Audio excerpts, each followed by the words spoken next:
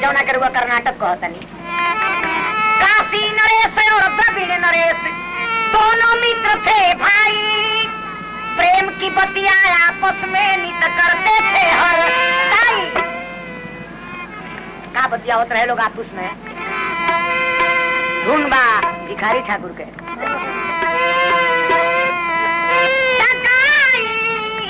राजा हो मनी का तोरे के सजाए, सगाई सगाई सगाई, राजा हो मनी का तोरे के सगाई।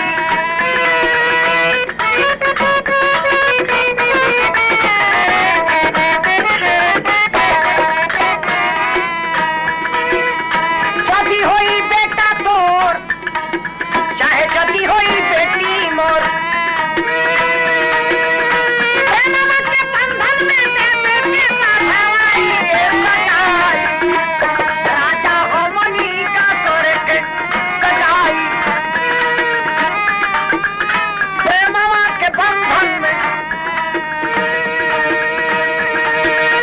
प्रेम के बंधन में बेटे के बांधाई हो सगाई। राजा हो मनी का तोरे के सगाई, राजा हो मनी का तोरे के। देखी एक के साथ लोग के विवाह शादी होता, एक के रात सुहाग रात मनावे जाता लोग, तो द्रविड़ के राजा जाके अपना औरत से कहता रहे कि हे रानी कौन उपाय करो जे तारा लड़के होखो, लड़की हो जाई तो तारा कहाँ बारात आई, शिकायत हो जाई। जाके द्रविड़ के राजा अपना औरत से का कहता रहे, वो कहली कि हे स्वामीनाथ लड़का तो भगवान के हाथ में बा, हमारा हाथ में हम लड़का कैसे पैदा करो। कहता रहे राजा का, रे सुन मेरी रानिया रे, माना पचमिया कहता नी करावा जोर। सुन मेरी रानिया रे, माना पचमिया कहता नी करावा जोर। एगो ललना के करो पैया, लाज शरम बिसराई दो, ललना के करो पैया। जदी होई बेटी तोर, मुड़िया करानी मोर, माना तू हमरो बचैया। सुन मेरी जनिया रे, मानो बचनिया कहता करवा दो। कहली रानी की हे राजा, लड़का तो भगवान के हाथ में बा, हम लड़का कैसे पैदा करो। देखी काशी के राजा के लड़की हो गई, वो खबर करा दिले कि हे साथी हमारा तो लड़की हो गई, एनियो लड़की हो गई। तो ई रानी चमैन के बहुत रुपया दे देली, आ कहली कि राजमहल में कह दे जे लड़का भइल बा। पंडित के कहली कि पंडित जी रहुआ कह दी कि लड़का तो हे राजा भइल बा, रहुआ बाकी मूल नक्षत्र में पड़ गई बा, 12 बरस रहुआ लड़का के मुंह ना देखे के। कहले राजा की ठीक बा, हमरा लड़का तो भइल।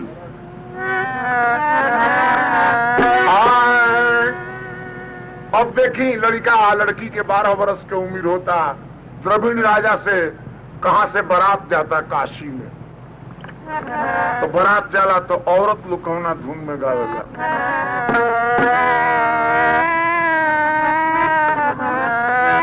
और द्रविड़ देशवा से आई बोरी होतिया, काशी नगरिया भइले को रहे।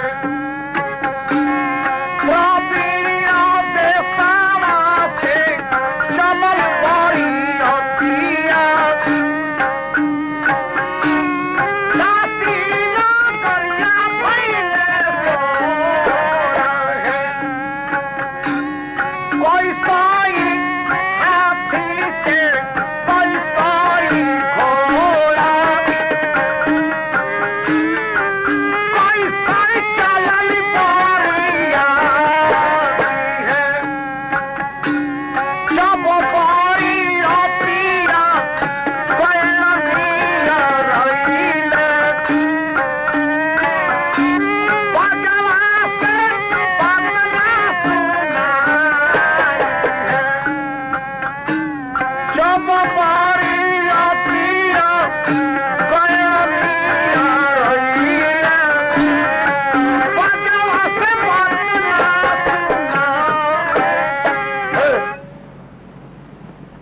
काशी का नजदीक बारात आ गई, पड़ाव पर बारात नहाए लागल, तो दूल्हा के तो अकसर लड़का छपल रहे सब।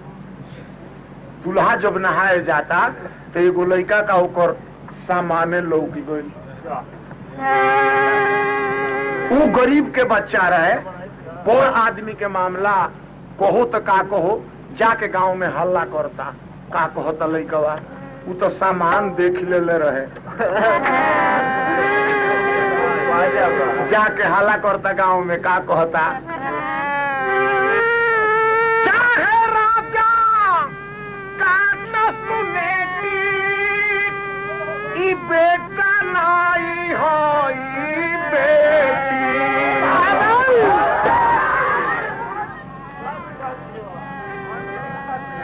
सूरत बचा दो के सामान,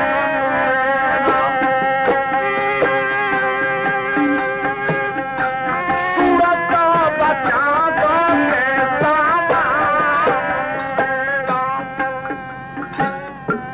चाहे राजा कोटिए लेती बेटा नाई होई बेटी,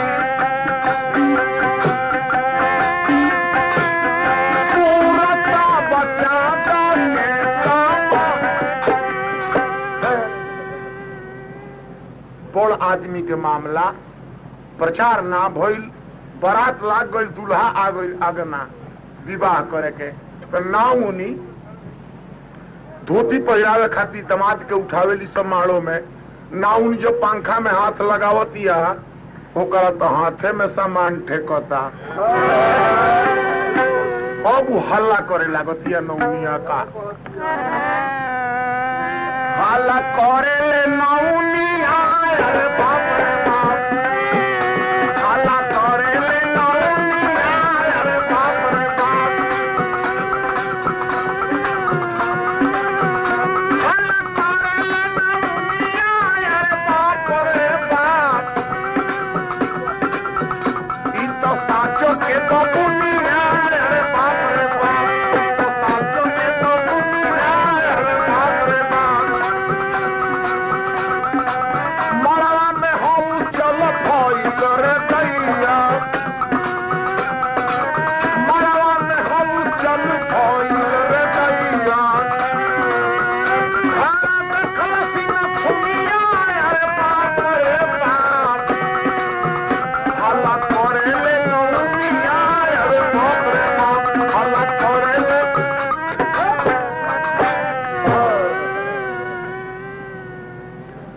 हल्ला हो गई। राजा कहले कि मित्रता में हमारा संग बड़ी गद्दारी कैले, ओइया युद्ध के तैयारी हो गई। अरे लड़ैया अभी होने वाली थी, दोनों पार्टी में दूल्हा लड़की से लड़का वाला के युद्ध के तैयारी हो गई। वही घाट पर तुलसीदास रहत रही बनारस में, कहनी कि भाई काहे लड़ाई होता, आ तो लड़किए आ गई दिया दूल्हा बन के, कहले कि हैं हम लड़की के लड़का बना देता नहीं। रामायण में पारायण के एगो पाठ बा, उहे पढ़ा के लड़की के कैसे लड़का बनावत रहे, अंगूठे कहाँ से लड़की बदले लागल।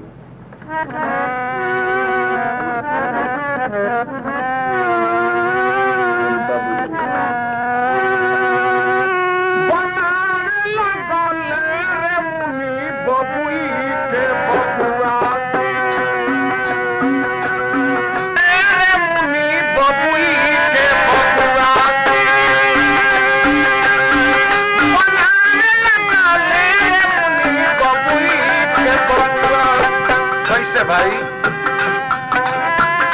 छंद सो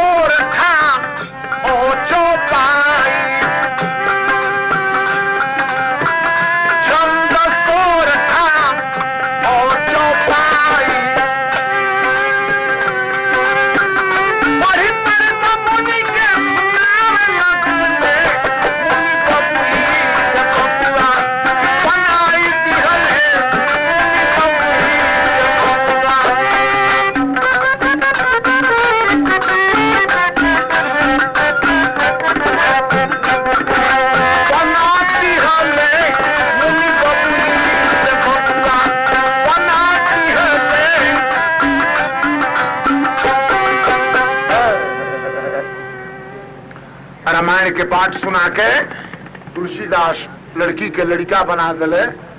लड़की भइला पर तो जरूर कम हो जाला, बड़ा दुखदाई के जिनिस हो जाली। लड़की कपार पर बोझा हो जाली। कैसे?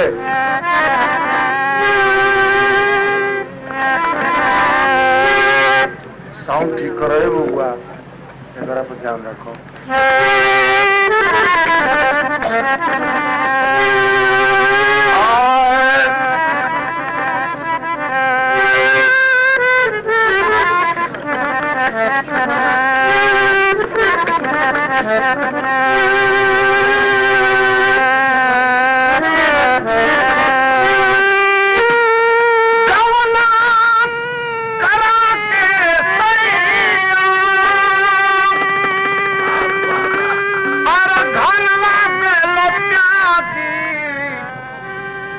गवना करा के सैया घरवा के लगी लाग जाई राजा जी जवानी है मेरा, लाग जाई राजा जी जवानी है मेरा।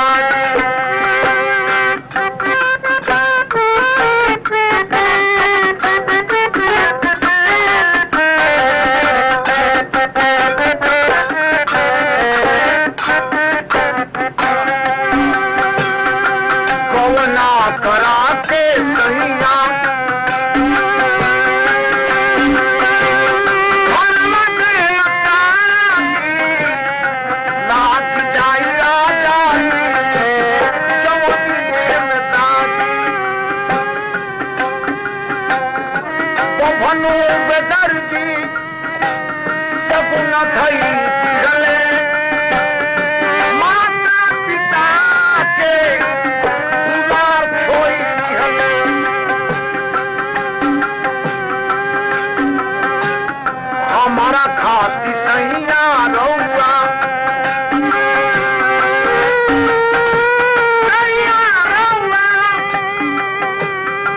हो गई बागी लाग जाई राजा जी जवानी में दागी।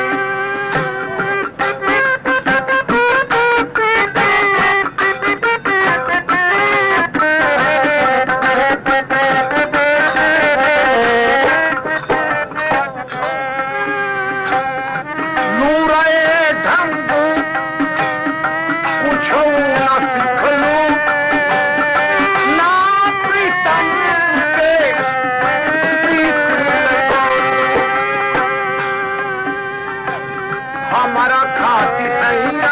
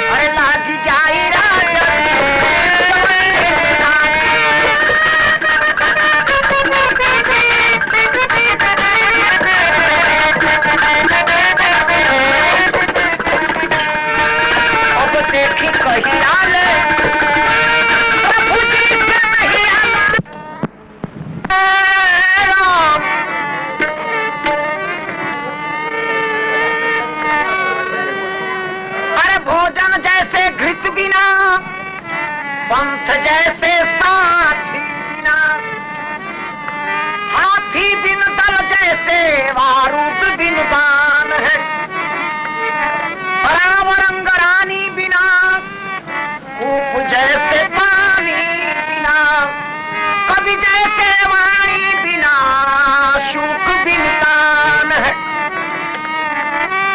सरस रीत बिन ब्याह काज की प्रतीत बिन आदर बिन मान है, रंग जैसे केस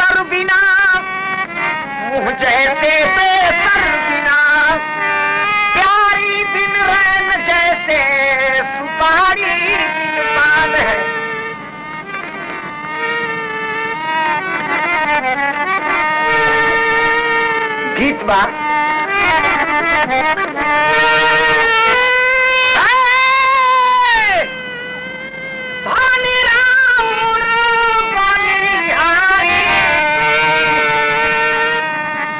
अरे बिहारी जी धानी तारो बिहारी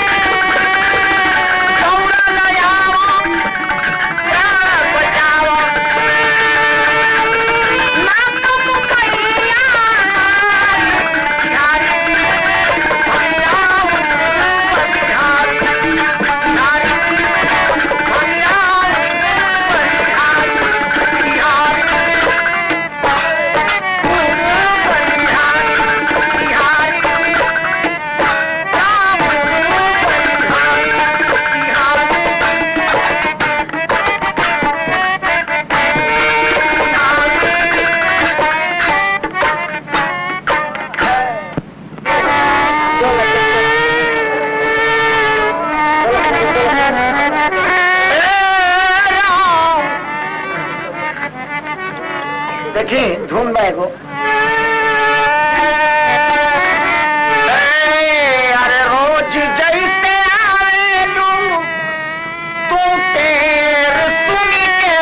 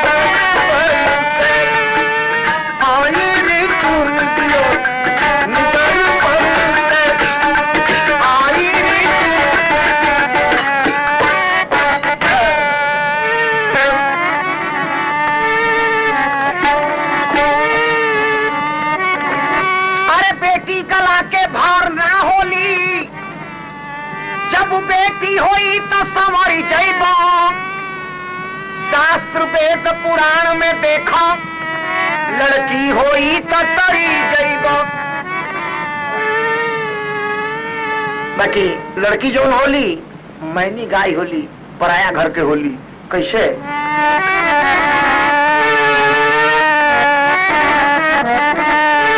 अरे कैसे कवना तू जइबू गुजरिया, कैसे कवन तू जइबू गुजरिया,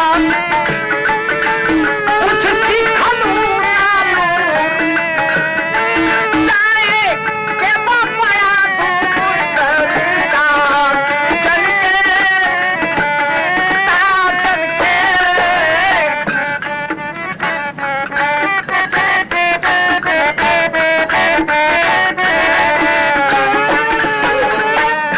कैसे गवन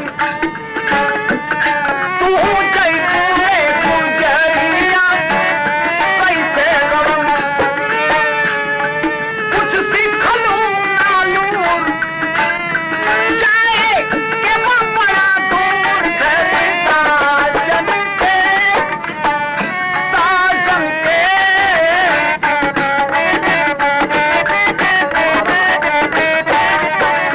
और क्या लूराए ढंग कुछऊ ना सिखलू, सिखलू नाए कसहू हो।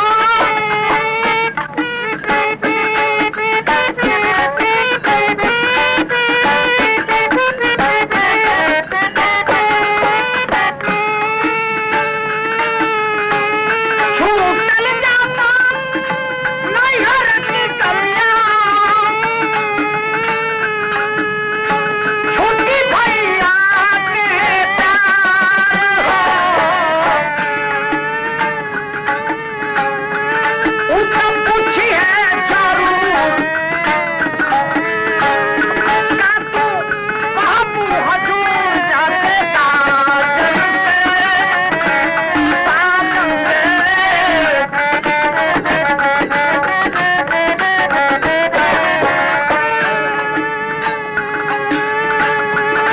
उनसे पूछिए जरूर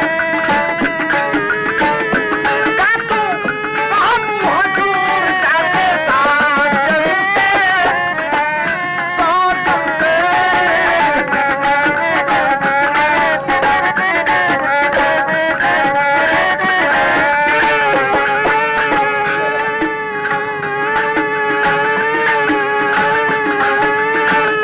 खोल घूंघट जब पिया मोह बैठी है, करब तुमको न उपाय हो।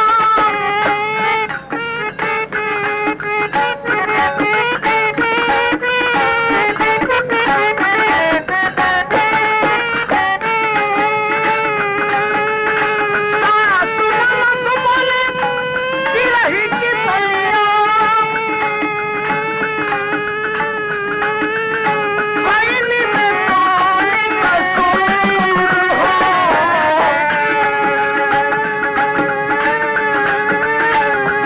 उनको पूछिए जरूर का तू बाबू हजूर जाते साजन से, साजन से।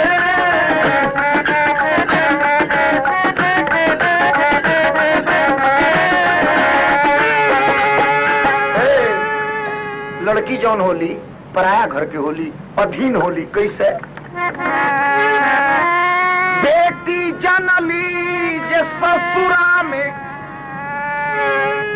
अरे भलाई होई है। बेटी जनली जे ससुरा में भलाई होई है। अरे बाबू माई छुटी तो दोसर बाबू माई है। बाबू माई छुटी दोसर बाबू माई है। बेटी जनली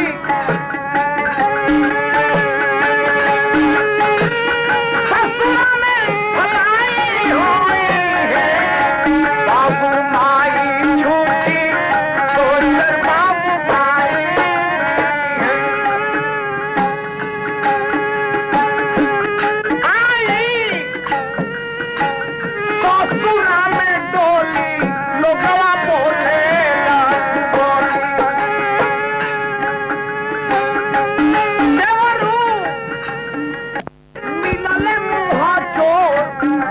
मैया बोले ले कठोर, हे बेटी ना जनली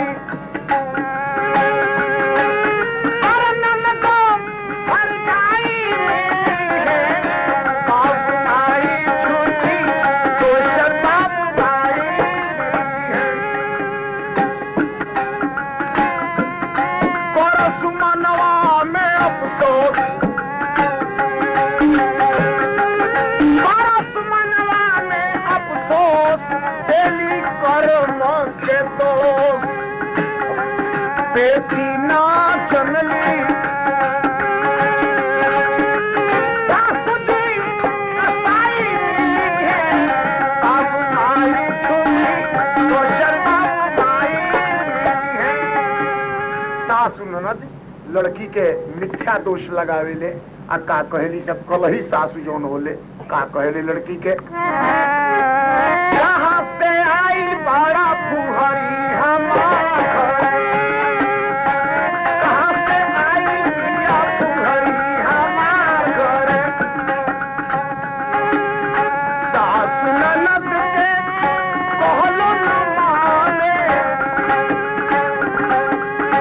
अपना पति का मन ना माने, दाग लगौले आई चुगली हमार घर, कहाँ से आई बड़ा फुहरी हमार घर।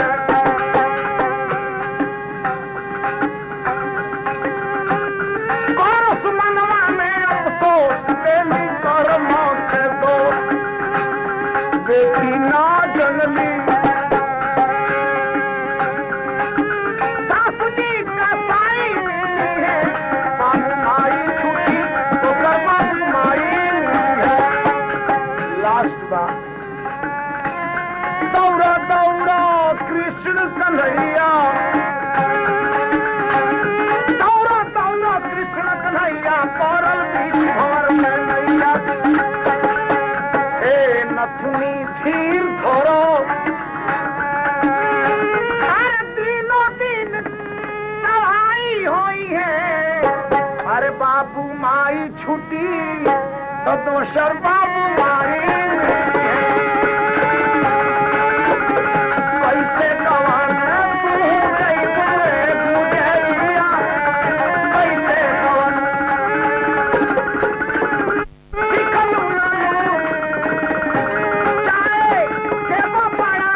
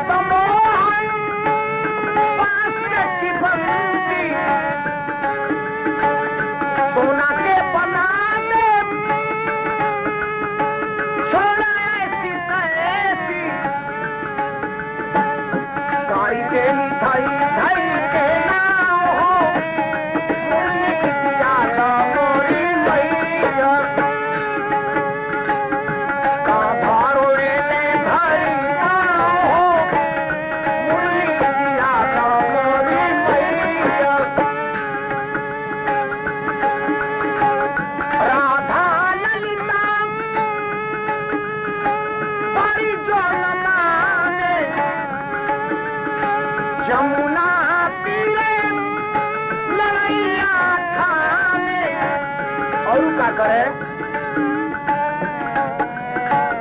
जहाँ कदम के छाव हो मुरली दिया तो मोरी मैया जहाँ कदम के छाव हो मुरली दिया तो मोरी मैया कांठारों में भरी पाँव हो मुरली दिया तो मोरी मैया कांठारों में हरी पाँव हो मुरली दिया तो ठीक कोई नहीं हे राम तू सबका अफसर है तेरा ऑफिसर कोई नहीं ए घड़ी तनी हमनी के देश बड़ा दुखी हो गई कैसे अरे मची कुहराम भारत में चली रे कम की है आधी रो रो कहते नर और नारी कहा गई भारत रत्न इंदिरा गांधी वे थी दूत शांति की पाठ पढ़ी थी शांति की कराई मेले आपस में मिटाई नाम क्रांति की देश तनी दुखी हो गई कैसे रो रो के कहेली नर नारी रो रो के कहेली नर नारी कहाँ गई इंदिरा हमारी रो रो के कहेली नर नारी कहाँ गई इंदिरा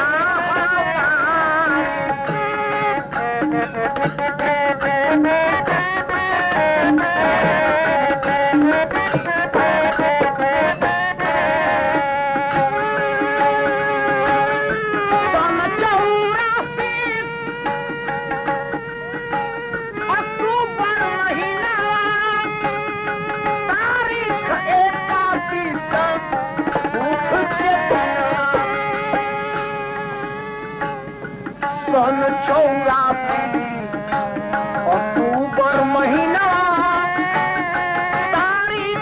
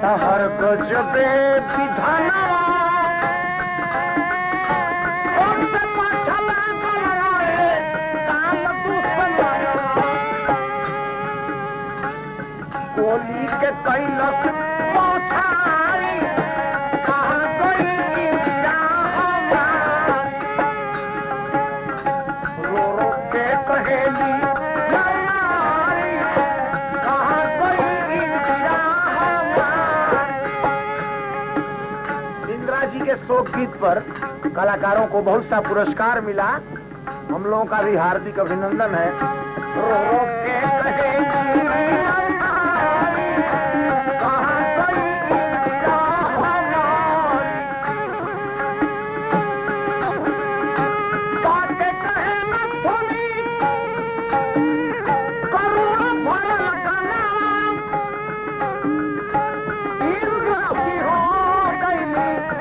से सपना अब हो जवाहर की दुनारी कहाँ गई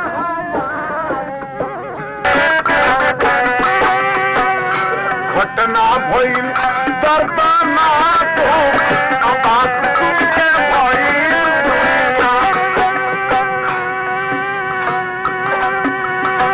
राहुल रोवे संजय रोवे राहुल रोवे राजीव रोवे भारत के कटा कोई लगा तो आबाद तुमके हमरा भारत के कटा कोई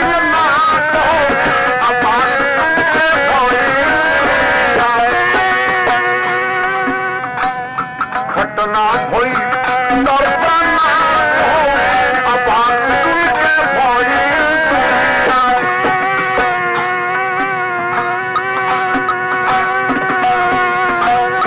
एक सौ देश के मंत्री अइले लाख लटई राजी के घाट पर गइले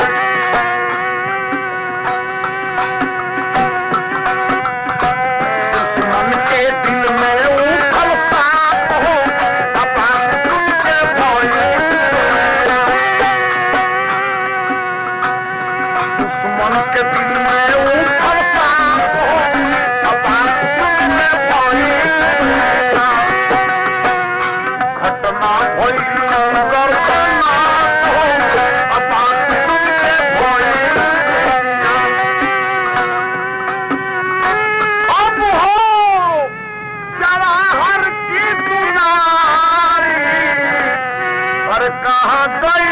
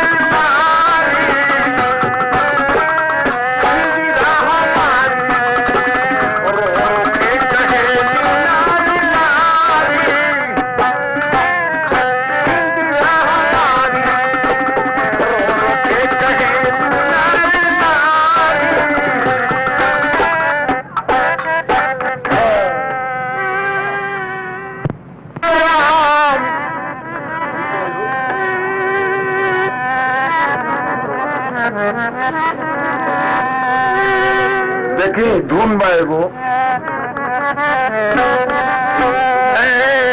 ले जाना सने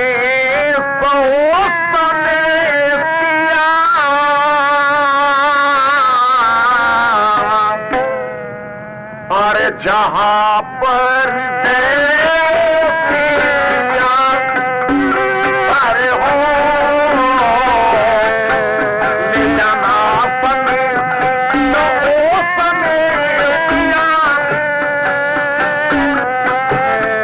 जहाँ पर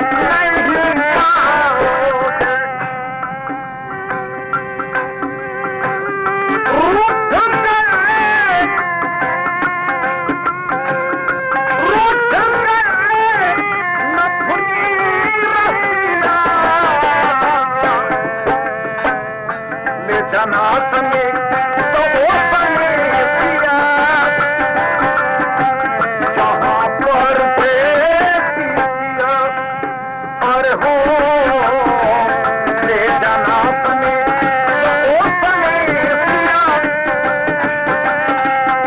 जहाँ पर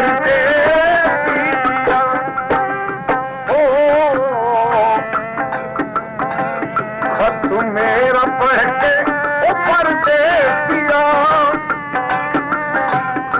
पर लौट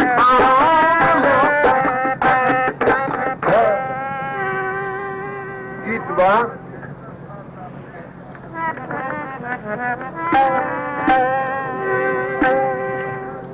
एगो देहाती गीत गा देता नहीं जो लोग घाही हो जाओ।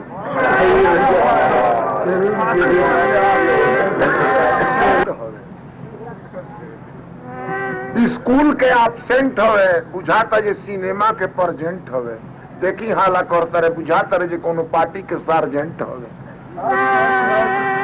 ना ई तो व्यास हवे कि बाप माई के आस हवे कि फागुन के फुलाइल परास हवे कि मेहरी के कंपास हवे